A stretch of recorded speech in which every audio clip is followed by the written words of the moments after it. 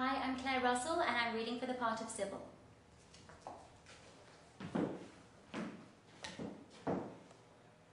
Cocktail, please. Ellie, what's the matter? I feel very odd. Odd? What do you mean? Ill? Yes, ill. What sort of ill? We must leave at once. Leave? Yes, dear, leave immediately. Ellie! I have a strange foreboding. Oh, you must be mad. Listen, darling, I want you to be very sweet and patient and understanding and not be upset or ask any questions or anything.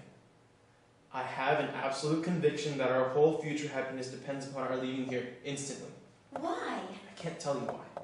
But we've only just come. I know that, but it can't be helped. What's happened? What has happened? Nothing has happened. You've gone out of your mind. I haven't gone out of my mind, but I shall if we stay here another hour. You're not drunk, are you? Of course I'm not drunk. What time have I had to get drunk?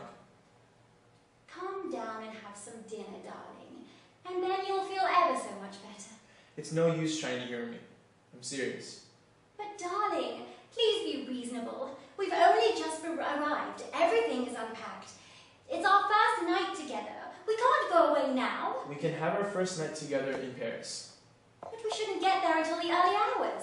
Now please, Sybil, I know it sounds crazy to you and utterly lacking in reason and sense, but I've got second sight over certain things. I'm almost psychic. I've got the most extraordinary sensation of impending disaster. If we stay here, something appalling will happen. I know it. Hysterical nonsense. It isn't hysterical nonsense. Presentiments are far from being nonsense. Look at the woman who canceled her passage on the Titanic, all because of a presentiment. I don't see what that has to do with it. It has everything to do with it. She obeyed her instincts, and that's what she did, and it saved her life. All I ask is to be allowed to obey my instincts. Do you mean there's going to be an earthquake or something? Very possibly. Very possibly indeed. Or perhaps a violent explosion. They don't have earthquakes in France. On the contrary, only last week they felt a distinct shock at Antibes. Yes, but that's in the south of France, where it's hot. Don't quibble, Sybil.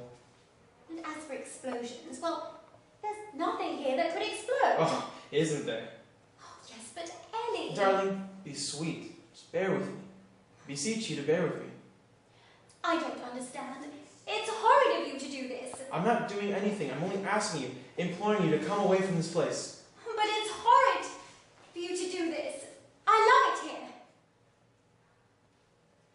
There are thousands of other places far nicer. It's a pity we didn't go to one of them. Now listen, Sybil. Why are you behaving like this? Why? Why? Don't ask why, just give in to me. I swear, I'll never ask you to give in to me over anything else. I won't think of going tonight. It's utterly ridiculous. I've done quite enough travelling for one day, and I'm tired. You're as obstinate as a mule. I like that, I must say. You've got your nasty little feet dug into the ground, and you don't intend to budge an inch, do you? No, I do not. If there's one thing in the world that infuriates me, it's sheer, wanton stubbornness. I should like to cut off your head with a meat axe. How dare you talk to me like that on our honeymoon night? Damn our honeymoon night! Damn it, damn it, damn it! Oh, Ellie! Stop crying! Will you or will you not come away with me to Paris? I've never been so miserable in all my life. You're hateful and beastly. Mother was perfectly right. She said that you had shifty eyes. Well, she can't talk. Hers are so close together you can put a needle between them. You don't love me one little bit. I wish I were dead. Will you or will you not come to Paris? No, I will not. Oh my God! Ellie! Ellie! Ellie! No use talking to Elliot like that. It wasn't his fault. Of course it was his fault entirely, making rotten, stupid jokes. I thought what Elliot said was funny. Well, all I can say is you must have a very warped sense of humor. That's better than having none at all. I fail to see what humor there is in insistent, trivial flippancy. You couldn't be flippant if you tried until you were blue in the face. I shouldn't dream of trying. It must be very sad not to be able to see any funny things at all. Fun? I should like you to tell me what fun there is in... I pity you. I really do. I've been pitying you ever since we left for Paris. Sure, it's very nice of you, but quite unnecessary. And I pity you now more than ever. Why now, particularly? If you don't know why, I'm sadly not going to tell you. I see no reason for you to try to pick a quarrel with me. I've tried my best to be pleasant to you and comfort you. You weren't very comforting when I lost my trunk. Well, I have little patience with people who go about losing luggage. I don't go about losing luggage. It's the first time I've lost anything in my life. I find that hard to believe. Anyhow, if you tipped the porter enough, everything would have been all right. Small economies never pay. It's absolutely Oh, for no... God's sake, be quiet! How dare you speak to me like that? Because you've been irritating me for days. Oh! You're one of the most completely idiotic women I've ever met. And you're certainly the rudest man I've ever met. Well, then we're quits, aren't we? One thing, you'll get your desserts all right. What do you mean by that? You know perfectly well what I mean. And it'll serve you right for being weak-minded enough to allow that woman to get round you so easily. What about you? Letting that unprincipled rube persuade you to take him back again? He's nothing of the sort. He's just been victimized, as you were victimized. Victimized? What damn nonsense! It isn't damned nonsense.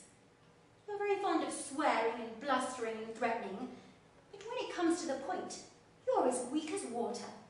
Why, a blind cat could see what you've let yourself in for. When I think of all the things you said about her, it makes me laugh. It really does. To see how completely she's got you again.